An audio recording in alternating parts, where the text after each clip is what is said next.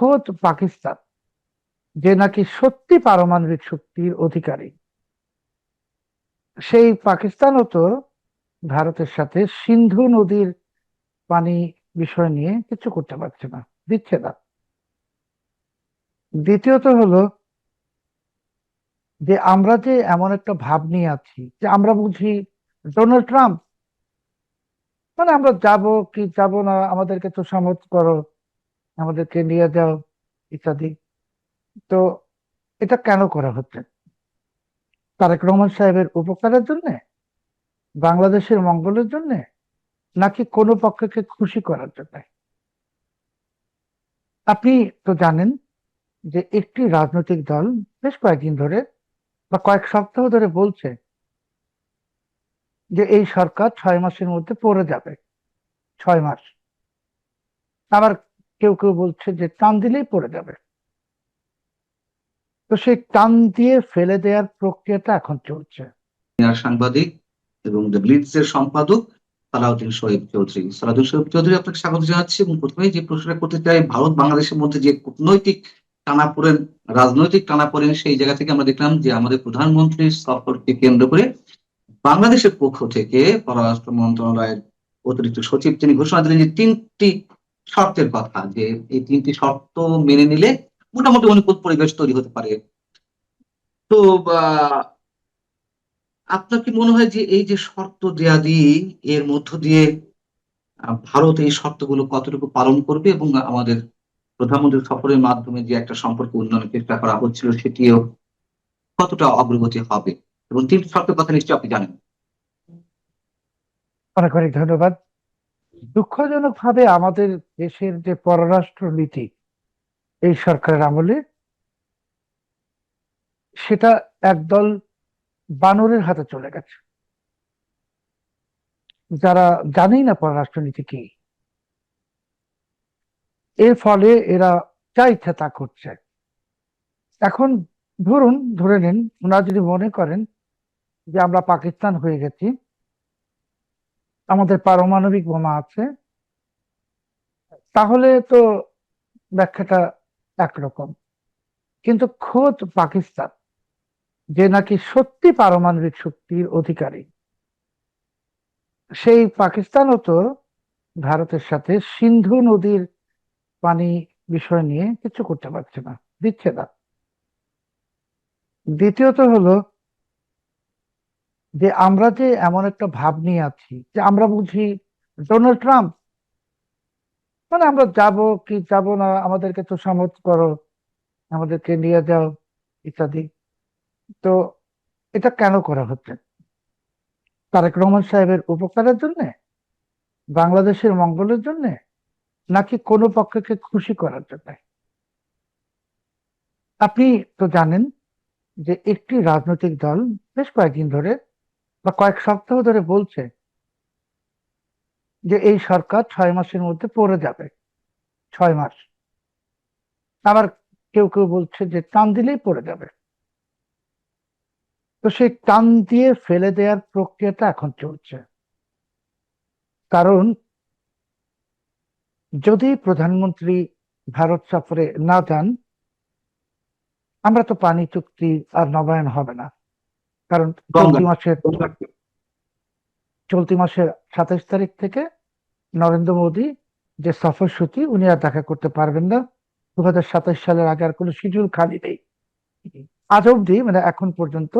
যখন এই অনুষ্ঠানটা সম্প্রচারে যাবে, তাজ প্যালেস হোটেল দিল্লিতে, যেখানে প্রধানমন্ত্রীর জন্য প্রেসিডেন্সিয়াল স্যুট বুক করা হয়েছে, আরো অনেকগুলো রুম বাংলাদেশ হাই কমিশন করেছে, সেটা কিন্তু বাতিল করা হয়নি।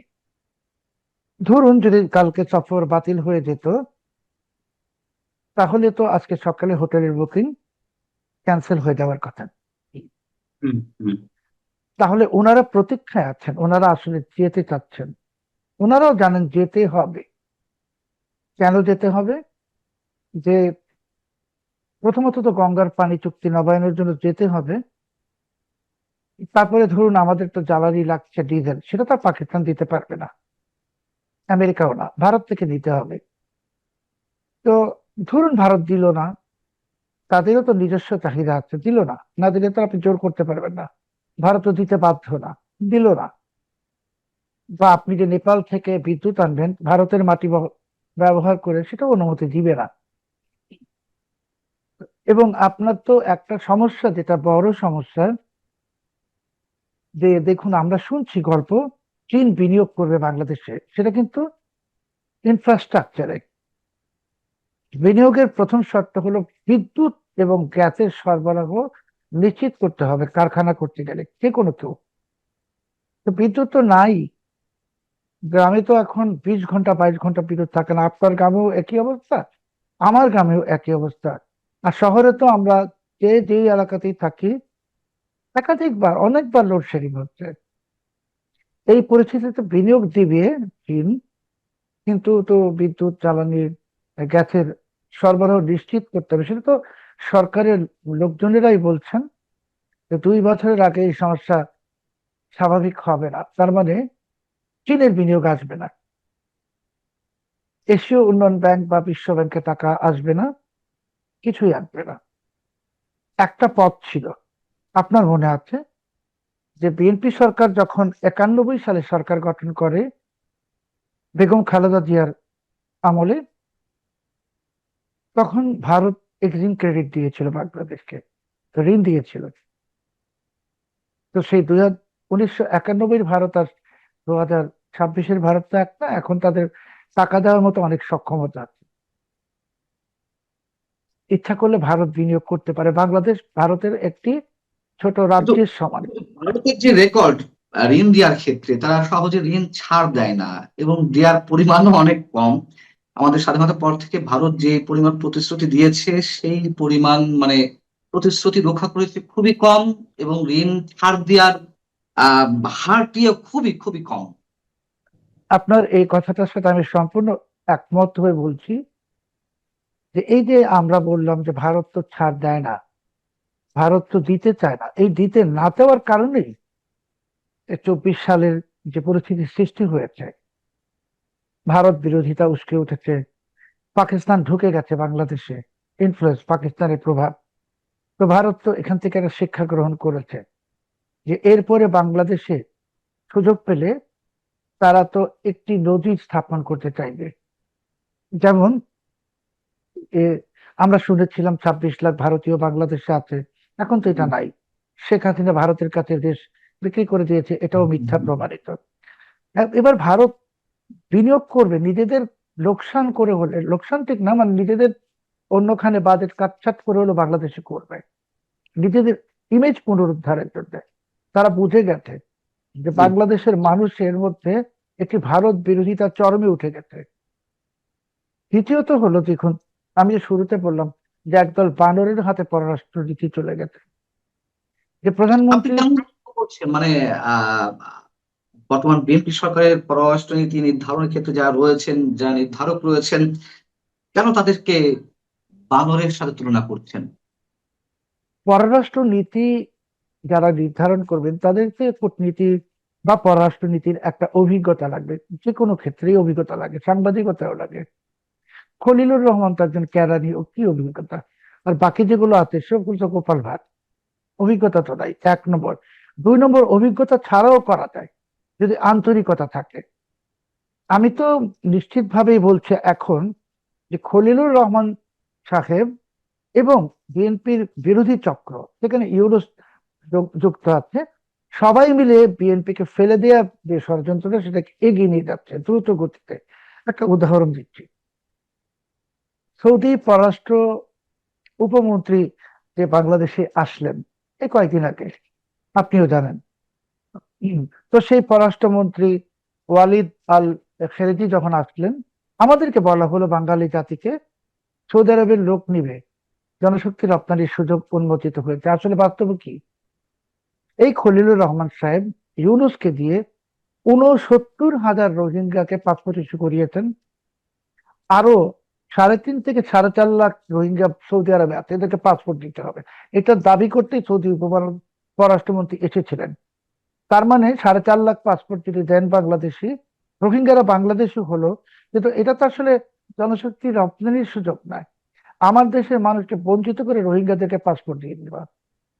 এর মধ্যে ইউজ করেছেন যে বিএনপি কে ফেলে দেওয়ার চক্রান্ত দ্রুত গতিতে চলছে, আর তারা বিএনপিকে ফেলে দেওয়ার চক্রান্তটার সাথে জড়িত। বিএনপি কে যে ফেলে দেওয়ার চক্রান্ত, সেটা একটা একটা করে জাস্ট 1 মিনিটে ব্যাখ্যা করব। যে আমরা তো জানি সেপ্টেম্বর মাসে প্রধানমন্ত্রী মার্কিন যুক্তরাষ্ট্রে যাবেন বলে শুনেছি, জাতিসংঘের সাধারণ পরিষদের অধিবেশনে। তো খলিলুর রহমান যদি আমেরিকার লোক হয়ে থাকতো, তাহলে তো তারেক রহমান সাহেবের ডোনাল্ড ট্রাম্পের হোয়াইট হাউসের মধ্যাহ্নভোজের একটা আয়োজন হওয়ার কথা হবে? হবে না। বা খলিলুর রহমান নিজেই কি ডোনাল্ড ট্রাম্পের সঙ্গে দেখা করতে পেরেছে গত 2 বছরে? পারেনি। আমরা একটি ভ্রান্ত ধারণা নিয়ে আছি খলিলুর রহমান আমেরিকার লোক। ও আমেরিকাতে থেকেছে, টুকটাক চাকরি করেছে, আর বাংলাদেশের স্বার্থ এখন জলাঞ্জলি দেওয়ার জন্য আপনি সে যে উদ্যোগ নিয়েছে, তো সবাইকে পছন্দই করবে। আপনি আপনার আমার পৈতৃক সম্পত্তি যদি একজনকে দান করতে চাই, সে তো আমাকে গুরুত্ব দিবেই। কিন্তু আসলে বিএনপি কে ফেলে দেওয়ার ষড়যন্ত্র হচ্ছে কেন, সেটা ব্যাখ্যা দিব। দেখুন, তারেক রহমান সাহেব বুঝবেন, আর কিছুদিন গেলেই বুঝবেন, যে এই সরকারকে বিভ্রান্ত করার একটার পর একটা চক্রান্ত চলছে। যখন এই প্রেসিডেন্ট নির্বাচনের প্রশ্ন আসলো, আপনি জানেন নাসিমুল গনির নাম সামনে ঠেলে দেওয়া হলো, প্রেসিডেন্ট, সম্ভাব্য প্রেসিডেন্ট নাসিমুল গনি। তারপরে ইউনূসের নাম ঠেলে দেওয়া হলো, ইউনূসের পক্ষে প্রচারণাও শুরু হলো। কারা করছে? যদি নাসিমুল গনিকে তারেক রহমান সাহেব প্রেসিডেন্ট বানাতেন, বা ইউনূসকে, তাহলে তো তারেক রহমান সাহেবের আর কোনো সূত্রের প্রয়োজন ছিল না। 1 নম্বর। 2 নম্বর হলো যে এখন বিএনপির কাছে আসলে আমেরিকা নেই, এই বাস্তবতা। আমেরিকা যা নেয়া নিয়ে গেছে, একজন সামান্য একটা কর্মচারী পিটার হাস, সে এখন মাল্টি বিলিয়নিয়ার হয়ে গেছে, ব্যবসায়ী হয়ে গেছে। সে কিন্তু এখন আর চাকরি করে না, পিটার হাস ব্যবসায়ী, বিনিয়োগ করতে আসছিল বাংলাদেশে এই না, কয়েকদিন আগে, উনি আপনিও তো জানেন। মার্কিন বহুজাতিক কোম্পানির পক্ষেই ব্রোকারি করছেন, নাকি ও নিজে এখন ব্যবসা করছেন? ব্যবসায়ী, মানে ওই আচ্ছা। বহুজাতিক কোম্পানির তো প্রেসিডেন্ট চেয়ারম্যান আসে নাই, আসছে আসে নাই। আসলে মার্কিন যুক্তরাষ্ট্রে যা নিয়েছে নেয়া শেষ। এখন মার্কিন যুক্তরাষ্ট্রের এইটা ভোগ করতে হবে, ভোগ এই বিএনপি করতে দিতে পারবে না। মার্কিন যুক্তরাষ্ট্রের, আর তাছাড়া চীনের সাথে যে দহরম মহরম, এটার পরে মার্কিন যুক্তরাষ্ট্রের, এটা তো খলিল ইচ্ছা করে করিয়েছে, কিনে নিয়ে গেছে, নিয়ে আমেরিকার সন্দেহের তালিকায় নিয়ে আসছে। দ্বিতীয়ত হলো, এখন একটাই সহযোগী শক্তি, আঞ্চলিক ভারত, এটার সঙ্গে একটা দূরত্ব সৃষ্টি করে দিবে। দেওয়ার পর কি হবে? 10ই অগস্ট, 10ই অগস্ট মানে চলতি মাসের 10 তারিখে, যেদিন দীনেশ ত্রিবেদীর সঙ্গে বৈঠক হলো প্রধানমন্ত্রী তারেক রহমান সাহেবের, 10 তারিখ, সেদিনই জাতিসংঘের নিরাপত্তা পরিষদে একটা ঘোষণা চলে এলো, বাংলাদেশে আল কায়দা প্রবেশ করছে। নিরাপত্তা পরিষদ মানে 5টা দেশ, তো জাতিসংঘে এটা বলে দিয়েছে আল কায়দা আছে বাংলাদেশ। দেখুন, এটা কিন্তু শুধু বলার জন্য বলা না। তাহলে সরকারের তো বন্ধু রাশিয়া হওয়ার কথা, রাশিয়া তো ওই এই স্থায়ী নিরাপত্তা কাউন্সিল মেম্বার, চায়না মেম্বার, কেউ তো ভেটো দেয়নি, দিয়েছে, আপত্তি জানিয়েছে, জানায় নেই, এটা বিবৃতি দিয়েছে। এখন ভারতের সঙ্গে যদি সম্পর্কটা ভালো করে নষ্ট করে দেওয়া যায়, ভারত পর্দার বাইরে যে আমেরিকা ভারত মারামারি করছে, পর্দার আড়ালে তারা আসলে একখানে হয়ে গেছে। এই দেশের ক্ষেত্রে যেন চীন না ঢুকতে পারে। অতএব ভারতের সাথেও যদি তারেক রহমান সাহেবের এ, শত্রুতা সৃষ্টি করা যায়, দূরত্ব না শত্রুতা, তখন তারেক রহমান সাহেবের আর কেউ রক্ষা কবচ, কেউ কোনোখানে থাকলো না। এবং আমি আপনাকে তো এটা নিশ্চয়তা দিতে পারবো না, কিন্তু এইটুকু বলি, ধরুন ভারত কালকে সকালেই বললো, বা 1 সপ্তাহ পরে, ডিজেল দিতে পারবো না, আমাদের জাতীয় চাহিদা পূরণ হচ্ছে না, আপনি কি করবেন? ডিজেল পাবেন? পাবেন না। বিদ্যুৎ সংকটটা আর একটু বাড়বে। আগামী মাসেই আপনার রূপপুর পারমাণবিক বিদ্যুৎ কেন্দ্রের ট্রায়াল প্রোডাকশন হওয়ার কথা। তো ওরা তো টাকা চাচ্ছে ভারতীয় মুদ্রায়, ডলার তো নিবে না, অন্য কোনো কারেন্সিও নিবে না। তা আপনি ভারতের সাথে এই বিষয়টাকে সলভ না করলে আপনি টাকা দিবেন ভারতীয় কারেন্সিতে কিভাবে? তাহলে রূপপুর কেন্দ্রটা চালু হবে না। চাচ্ছে কেউ যে বিদ্যুৎ সংকটটা এমন এক পর্যায়ে যাক, যে কানসার্ট যেমন ঘটনা ঘটেছিল বিএনপির আমলেই, এবার সারা বাংলাদেশে কাটছাঁট ঘটবে। আওয়ামী লীগকে ফেলে দেওয়া হয়েছিল সরকারি চাকরির একটা অজুহাত দিয়ে, আর এইটা ফেলে হবে বিদ্যুৎ সংকট দিয়ে। এবং তারেক রহমান সাহেব তো আসলে এটা আপনি যদি বলেন কখন পড়বে, কয়দিনই পর, যখন তখন পড়ে যাবে। বিদ্যুৎ যে আমরা এখনো কিছু পাচ্ছি শহরে বা গ্রামে, সেটা যদি জ্বালানি সরবরাহ জি। বন্ধ হয়ে যায়, গাড়ি ঘোড়া সব বন্ধ হয়ে যাবে। তো সুন্দরভাবে খলিলুর রহমান সাহেব তারেক রহমান সাহেবের একদম ঘরের মধ্যে বসে ওনাকে স্যাবোটেজ করে দিচ্ছেন। শেখ হাসিনাকেও তো ওনার ঘরের লোকরাই স্যাবোটেজ করে দেয়, বাড়ির লোক না। কাজেই এই সমস্যা, এই সফর বাতিল হওয়ার সাথে সাথে আপনি দেখবেন তখন ভারত আর কোনো চক্ষু লজ্জা রাখবে না। আর আপনি যে কথাটা শুরুতে বলেছেন, আমার সঙ্গে আলোচনায় এই প্রোগ্রাম শুরু হওয়ার আগে, যে হুম। আইসিটির প্রধান কৌশলী তিনি বলেছেন যে আমিনুল আপনার সাহেব। প্রথম সঙ্গে বলছিলাম যে আইসিটির chief prosecutor mister Aminul Islam তিনি বলছিলেন যে শেখ হাসিনাকে ফেরাতে আইনি দিক, আইনি প্রক্রিয়া চলছে। জি, খুবই এটাই তো এবং সত্যি উনি বলেছেন। আইনি জি। প্রক্রিয়া চলছে, আপনি তো কালকে ব্যাখ্যাও দিয়েছেন, মানচিত্রে দিয়েছেন যে আইনি ব্যাখ্যা মানে এবার ভারতীয় আদালতে যাবে এটা। ভারতীয় আদালতে গেলে ভারতীয় আদালত সিদ্ধান্ত নেবে প্রথমত এক্সট্রাডিশন ট্রিটিতে দেওয়া যায় কি যায় না। আর আপনি যে বলেছেন যে উনি সাজাপ্রাপ্ত, তাহলে ভারতীয় আদালত এটা কিন্তু মানে পররাষ্ট্র মন্ত্রণালয় না, তারা তো দেখতে চাইবে, বাংলাদেশ হাই কমিশনকে বলবে যে বিচার কি হলো, রায় কি হলো, ডিটেলস দেখি। মানে হুম। সহজ কথা, শেখ হাসিনাকে তো ফেরত দিবেই না, এটা দেওয়ার কোনো প্রশ্ন ওঠে না। কিন্তু ওই আদালতে যাওয়ার পর আমাদের যে আইসিটি, ইন্টারন্যাশনাল ক্রাইমস ট্রাইব্যুনাল, এটার ভিতরে যে বিচারে যে অনেক প্রশ্নবোধক চিহ্ন আছে, সেগুলো পুরো বিশ্ব জেনে যাবে, পুরো বিশ্ব জানবে। জেনে গেলে এইটা আরেকটা ফাঁদে পড়বে এই সরকার। একটার পর একটা ফাঁদে এবং ফাঁদে সরকারকে ফেলে দেওয়া হচ্ছে। এই সবকিছুর পিছনে সামনে দেখছি আমরা খলিলুর রহমান, পিছনে ইউনূস, এবং আরো যে বিএনপি বিরোধী যে রাজনৈতিক দল, তাদের নাম আমাদের নেওয়া দরকার নেই, আপনি সবাই বুঝতেছেন। এই সম্মিলিত ভাবে তারেক রহমান সাহেব এখন আসলে, আমি আপনাকে এই এই কথাটা এভাবে বলবো, কোনো দৈবাৎ ঘটনা না ঘটছে, মানে স্বয়ং স্রষ্টা এসে নিজের হাতে ওনাকে রক্ষা করে না দিলে ওনার সরকার আর বেশি দিন টিকবে না, ওনার সরকার পড়ে যাবে। বিকজ কারণটা কি, যে বিদ্যুৎ ঘাটতি তো চরম আকার ধারণ করবে, জ্বালানি ঘাটতি চরম আকার ধারণ করবে, গঙ্গার পানি তো পাবেন না। আর গঙ্গার পানি নিয়ে এই যে এখন যারা বলছে ভারত যেন না, ভারত যেন না, ওরা চাচ্ছে যে আপনি না যান, না গিয়ে চুক্তিটা নবায়ন না হোক, না হলেই ওরা নেমে যাবে মাথায়, এই মাঠে, যে এই সরকার চুক্তি নবায়ন করতে পারে নাই। তখন কিন্তু এরাই যে মানা করছে এখন, চেন না চেন না, ওরাই তখন বলবে চুক্তি নবায়ন পারে নাই, ব্যর্থ সরকার।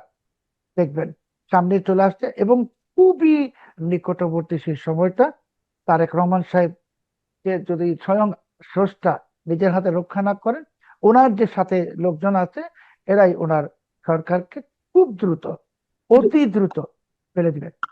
এবং আজকে তারেক রহমান সাহেবের এই মানচিত্র অনুষ্ঠান দেখে আমার কথা বিশ্বাস করার কোনো দরকার নাই, তবে এই অনুষ্ঠানটা তো থেকে যাবে ইউটিউবে।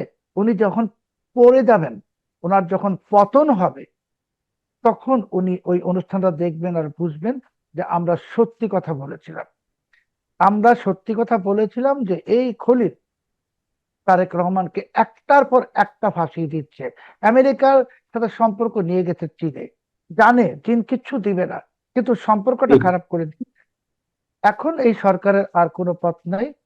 24 তারিখে এই যে তাজ প্যালেস হোটেলে এখনো বুকিং আছে। আপনি অনেক অবাক হবেন না, আমিও হব না, যে যদি 23 তারিখ এসে শুনি আমরা প্রধানমন্ত্রী ভারত সফরে যাচ্ছেন। অনেক না, আমি অবাক আপনার হবেন। সঙ্গে মোটামুটি একমত, মানে আমি আপনার মতন ফোরকাস্টিং ঠিক করতে চাই না, তবে আমার ধারণা তিনি যাবেন, তাকে ভারতে হ্যাঁ, যেতে হবে। এবং উনি যে এই নাটকটা করছে কেন সেটাও বুঝাই। মানে উনি এই যে ওনার যে পাকিস্তান পন্থী যে লোকগুলা বাংলাদেশে আছে, ভারত বিরোধী যে অপশক্তি, এদেরকে বোঝানোর জন্য যে দেখো আমরা ভারতের সাথে যুদ্ধ করছি, তর্ক করছি, লড়াই করছি, আমরা ঠিক আছি। এরপরে বলবে যে, ওই যে বললো যে চিফ প্রসিকিউটর বলেছেন আইনি প্রক্রিয়া চলছে, দেখেন প্রবলেম কিন্তু সলিউশনের কথা বলছেন, আইনি প্রক্রিয়া চলছে, তাহলে কি হলো? প্রত্যাবর্তন বলেন আর প্রত্যর্পণ বলেন, উনি তো আইনের পক্ষে চলছে, উনিই বলে ফেলছেন। কালকেই শুনবেন যে ওই ওসমান হাদির যে খুনি, ওদেরও আইনি প্রক্রিয়া চলছে, ফেরত দিবে। আসলে একজনকেও ফেরত দিবে না ভারত, না শেখ হাসিনাকে দিবে, না আওয়ামী লীগের কোন নেতা কর্মীকে দিবে, না ওসমান হাদির হত্যাকারীদেরকে দিবে। কেন? কারণ ভারতের মনে আপনি সন্দেহ ঢুকিয়ে দিয়েছেন। আপনি ভারতের যে আন্তরিকতা সেখানে আপনি খেলেছেন। আপনি মানে খলিল খেলিয়েছে বিএনপি সরকারকে। কারণ খলিল চেয়েছিল যেন এই প্রতিবেশী রাষ্ট্রের একটি সন্দেহের তালিকা আপনি চলে যান, এবং খলিল ভালো করে জানে পাকিস্তান বাংলাদেশকে কিছু দিতে পারবে না। এখন 16 কালা পূর্ণ করে বিএনপিকে ডুবিয়ে দিয়ে এই ডক্টর খলিলুর আপনার দেখবেন, আমার কাছ থেকে আজকে লিখে নেন, উনি আমেরিকায় বসে গিয়ে বড় বড় বয়ান দিবে। তখন আমি এটা বলেছিলাম, সেটা করে নাই, সেটা করলে ওটা হতো, এগুলা বলবে। কারণ এইগুলো কোনো দুষ্ট লোক, আলী রিয়াজ, এই খলিলুর রহমান, আসিফ নজরুল, এগুলো সব দুষ্ট লোক। এদেরকে আপনি যখন এনে কোলে বসাবেন, তারা আপনাকে ছুরি মেরে দিয়ে যাবে। আমি স্রষ্টার কাছে দোয়া করি যে তারেক রহমান সাহেব যেন টিকে থাকেন ক্ষমতায়, এবং এটা সবাই দোয়া করি আমরা। কিন্তু উনি টিকতে চাচ্ছেন না, আমরা দোয়া করলে কি হবে? আমরা আরেকটি প্রসঙ্গে যাই, একটু ছোট করে আলোচনা করতে চাই। সেটি হচ্ছে যে আলোচনার মধ্যে এর মধ্যে চলে এসেছে জাতিসংঘের একটি বিশেষ প্রতিবেদনের, যে নিরাপত্তা পরিষদের যে বিশেষ প্রতিবেদন, সেখানে বলা হলো কদিন আগে বাংলাদেশে আহ আল কায়দা তাদের একটি বিশেষ সেল খোলার চেষ্টা করছে। এবং এ বিষয় নিয়ে তো আপনি অনেক কথা বলেছেন এবং এই আলোচনাতেও এর মধ্যে কিছু হিন্টস দিয়েছেন। এটির পিছনে কি কোনো খেলা আছে, নাকি সত্যি সত্যি আল কায়দার একটি বিশেষ সেল খোলার চেষ্টা করা হচ্ছে, জঙ্গি তৎপরতা বাড়ছে? এবং আমি আরেকটা নিউজ দেখলাম যে ডক্টর ইউনূসের সময় যারা জেল ভেঙে পালিয়েছিল জঙ্গিবাদী কার্যক্রমের সাথে অভিযুক্ত, বা যাদের জামিন হয়েছে, এরকম সম্ভবত, আমার যদি খুব বেশি ভুল না হয়ে থাকে, 142 জনের কোনো নথিপত্র খুঁজে পাওয়া যাচ্ছে না। জেল কর্তৃপক্ষের কাছে যে রেকর্ড ছিল, সেই রেকর্ড নথিপত্র কিছু খুঁজে পাওয়া যাচ্ছে না। এটা কি খুব স্বাভাবিক কোনো ঘটনা? জেল কর্তৃপক্ষের কাছে নথি ধরেন গায়েবও হতে পারে, পুরাই দিতে পারে, কিন্তু সেই নথি তো স্বরাষ্ট্র মন্ত্রণালয়ে আছে, সেই নথি তো সংশ্লিষ্ট আদালতে আছে। গায়েব হওয়ার কোনো সুযোগ নাই, গায়েব করে দেওয়া হচ্ছে। দ্বিতীয় কথা হলো যে আল কায়দার যে হঠাৎ করে আসছে, মানে আল কায়দা তো আর কি, মানে রকেট নিয়ে নেমে যায়নি বাংলাদেশে। আল কায়দা তো ঢুকেই ছিল, ইউনুস তো আল কায়দাকে ইনভাইট করেছে, ইউনুস লস্করে তৈয়বাকে ইনভাইট করেছে, এটা তো সবাই জানে। এবং এই যে বোমাগুলা আপনি আপনার কন্টেন্টে বলেছেন যে প্রেসার কুকার বোমা, এটা লস্করে তৈয়বা এবং আল কায়দা ছাড়া অন্যরা কেউ ব্যবহারও করে না। আর আমরা তো বাংলাদেশে এটা দেখিও নাই এর আগে। এই যে আহ, জাতিসংঘে যেটা এসছে, এটা সাবধান বাণী না, এটা একটা ধমক, ভয়ঙ্কর ধমক। এবার আপনি নিশ্চিত থাকুন যে বিএনপি সরকার যদি এই জঙ্গি ইস্যু নিয়ে আরো একটু খেলতে চায়, সেটা খেলেছে অলরেডি এই পাইপ বোমা ইত্যাদি নিয়ে, হুম, হুম, হুম। এখনো বলছেন নিও জেএমপি। ভাই, জঙ্গি সংগঠনের নাম এরকম এই ইংরেজি হয় না। এটা মিষ্টি বা বিরিয়ানির দোকান না, নিউ অমুক মিষ্টান্ন ভান্ডার, নিউ অমুক বিরিয়ানির দোকান। আপনারা স্বীকার করেন এটা আল কায়দা, আপনারা স্বীকার করেন এটা লস্করে তৈয়বা, কারণ এই বোমাগুলো তো তারা বানায়, স্বীকার করেন। স্বীকার কিন্তু এখনো করছেন না।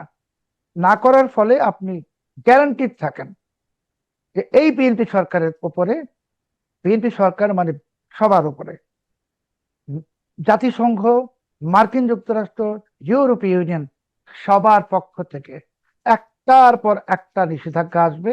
এক, জাতিসংঘের শান্তিরক্ষী মিশন থেকে বাংলাদেশের সশস্ত্র বাহিনীকে পত্র পাঠ বিদায় করে দেওয়া হবে। এবং তখন তারেক রহমান সাহেব বুঝবেন যে ওনাকে কিভাবে নানান দিক থেকে স্যাবোটেজ করে দেওয়া হয়েছে। খলিলুর রহমান তারেক রহমানের জন্য আর অসংখ্য আন্তর্জাতিক শত্রু না হলেও প্রতিপক্ষ দাঁড়া করাচ্ছেন। আর ওই যে পাকিস্তান পাকিস্তান যেটা বলেন বা মানুষ বলে, পাকিস্তান তো কোনো কিছু করার, সহযোগিতা করার শক্তি রাখে না, তো ভিখারি রাষ্ট্র। আর পাকিস্তান কিছু করবেও না। পাকিস্তান চায় বাংলাদেশ ধ্বংস হয়ে যাক, এবং সেই স্বপ্নটা তাদের পূরণ হবে। সেই স্বপ্নের দিকে বাংলাদেশ এগোচ্ছে। তারেক রহমান সাহেব 17 বছর পর যখন এই দেশে এসেছিলেন, একটি পরিকল্পনা নিয়ে উনি বলেছেন, এখন আমি ওনাকে বলেই দিচ্ছি, যে আপনি রিটার্ন টিকিট কেটে ফেলতে পারেন, আপনার যাওয়ার সময় হয়ে গেছে, আপনি আমার কথা বিশ্বাস করার একেবারেই দরকার নেই, আপনার রিটার্ন টিকিট রেডি রাখেন, আপনি চলে যাবেন। কেন চলে যাবেন সেটা আপনি, এই ভারত সফরটা বাতিল হোক, তার 15 দিন বা 1 মাসের মধ্যে আপনি টের পাবেন। যখন টের পাবেন তখন বুঝবেন খলিল কত বড় ক্ষতি করেছে, তখন অনেক দেরি হয়ে যাবে। আমার শেষ প্রশ্ন, আমরা খুব দ্রুতই শেষ করব। তার আগে যে উত্তরটি চাই আপনার কাছ থেকে, সেটা হচ্ছে যে আপনি বলছেন ইউরোপীয় ইউনিয়ন বা যুক্তরাষ্ট্র বা অন্যান্য যে সংস্থাগুলো আছে তারা একটা নিষেধাজ্ঞা দেবে, এই নিষেধাজ্ঞার বিষয়গুলো শেখ হাসিনা সরকারের শেষ সময় এসে অনেক বেশি উচ্চারিত হয়েছিল। কোনো কোনো ক্ষেত্রে আমরা নিষেধাজ্ঞার বিষয়টি দেখেছিও। র্যাবের উপরে তো নিষেধাজ্ঞা দেওয়া হলো 2022-এর দিকে সম্ভবত, বা 2021-এর দিকে। তারপরে বিভিন্ন জনের ভিসা নিষেধাজ্ঞা আরোপ করা হলো। আমি জাস্ট এটি টানছি এই কারণে যে ডিপ স্টেট বলি, মার্কিন প্রশাসন বলি, ইউরোপীয় ইউনিয়ন বলি, তারা তো সবাই আওয়ামী সরকারের বিরুদ্ধে ছিল। তার আওয়ামী সরকারের পতনটি চাইছিল এবং নানান প্রক্রিয়ায় সেই পতনটি হয়েছে প্লট নির্মাণের মাধ্যমে, আমরা সবাই জানি। বিকল্প তো বিএনপি ছিল। সেই বিএনপি কে নিয়ে কেন তারা এখন খেলতে চাইবে বা তাদের বিরুদ্ধে একটার পর একটা নিষেধাজ্ঞা দেবে? বিএনপি তাদের বিকল্প ছিল না, তাদের বিকল্প ছিল ইউনূস। যেহেতু ইউনূসের জনসমর্থন ছিল না, সেই জন্য বিএনপি ক্ষমতায় এসছে। আর দেখুন, একদম সাম্প্রতিক সময়ে যে নেপালে রেজিম চেঞ্জ হলো, এখন কিন্তু নেপালে আবার এই পাশার দান উল্টে যাচ্ছে, খেলাই ঘুরে যাচ্ছে। বাংলাদেশেও ঘুরবে। শেখ হাসিনা বাংলাদেশে চলে আসবেন, ওনার দণ্ড, আপনি নিশ্চিত থাকুন, সেই দণ্ড স্থগিত হবে, যেরকম আবুল কালাম আজাদ সাহেবের হয়েছে হবে। এই আওয়ামী লীগের উপর নিষেধাজ্ঞা উঠে যাবে, সবকিছু হবে। কিন্তু তারেক রহমান সাহেব অনেক দেরি করছেন। ওই আমরা ছোটবেলায় একটা প্রবাদ শুনতাম, বইয়ে পড়তাম, আপনিও পড়েছেন, যে ডাক্তার আসার আগেই রোগী মরিয়া গেল। তো ওই অবস্থার দিকে এগোচ্ছে দেশ, জাতি, সরকার। আমাদের জন্য কোনো দুঃসংবাদ না, কারণ আমাদের দেশ চলবে, দেশ উন্নতির দিকেই যাবে আবার ভবিষ্যতে। তারেক রহমান সাহেব যে সুযোগটা পেয়েছিলেন 17 বছর পর, সেই সুযোগটা উনি একেবারে হাতছাড়া করেছেন হেলায় ফেলায়। এই এয়ার কন্ডিশন বাসে ঘুরে আর এই কার্ড ইত্যাদি বিতরণ করে আর এই সমস্ত সস্তা স্টান্ট করে দেশ চালানো যায় না। কারণ উনি জাস্টিন ট্রুডোকে কপি করতে চেয়েছেন, জাস্টিন ট্রুডো নিজেই আনপপুলার হয়ে ক্ষমতাচ্যুত হয়ে গেছে। দ্বিতীয় কথা হলো, আপনি কোনো কিছু কপি করলে কিছু হয় না, আপনার মৌলিক কিছু বৈশিষ্ট্য লাগে। তো মৌলিক বৈশিষ্ট্য আপনার চারপাশে তো সেই আগেরই চোরেরা, সে আগেরই ডাকাতেরা, সে আগেরই দুর্বৃত্তরা, একটু নতুন অবয়বে। আমরা যে একজন বিশেষ প্রতিমন্ত্রী সম্পর্কে এত নিউজ দেখছি পত্রিকায়, মানে কথিত প্রধানমন্ত্রীর বন্ধু, তো কোনো অ্যাকশন কি হচ্ছে? হচ্ছে না তো। বা চাঁদাবাজি, তারপর সবকিছুই তো চলতেছে। কাজেই আপনি নিশ্চিত নিশ্চিত থাকুন যে জাতিসংঘে যে এই ঘোষণাটা এসছে বা এই সাবধান বাণীটা আসছে, এটা খুবই খারাপ। এবং দেখবেন আগামী 1 সপ্তাহের মধ্যে বিভিন্ন দেশ যে ভ্রমণ অ্যালার্ট, সেটাকে আবার উপরে তুলে দিবে, আমেরিকা তুলবে, কানাডা তুলবে, সবাই তুলে দিবে।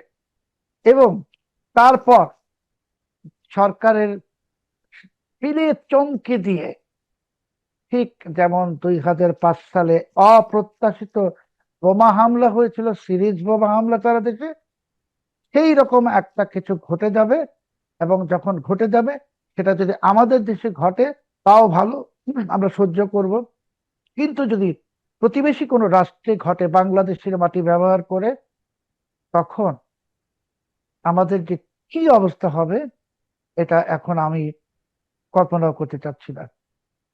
জি, আমরা চাই নিশ্চয়ই সেরকম কিছু না হোক, এবং আপনার ফোরকাস্টিং গুলো যেগুলো আপনার আশঙ্কা থেকে করছেন সেগুলো সত্য না হোক। সত্য না হওয়ার জন্য তো কিছু পদক্ষেপ নিতে হবে। আমরা চাই যে সরকার আপনার এই কথাগুলো শুনুক, হয়তো মূল্যায়ন করুক, এটুকুই আমরা চাই। তো আপনি ভালো থাকবেন মিস্টার সালাউদ্দিন সৈয়দ চৌধুরী। দর্শক আপনারা যারা শুনছিলেন, নিশ্চয়ই আপনারা ভালো থাকবেন। আল্লাহ হাফেজ।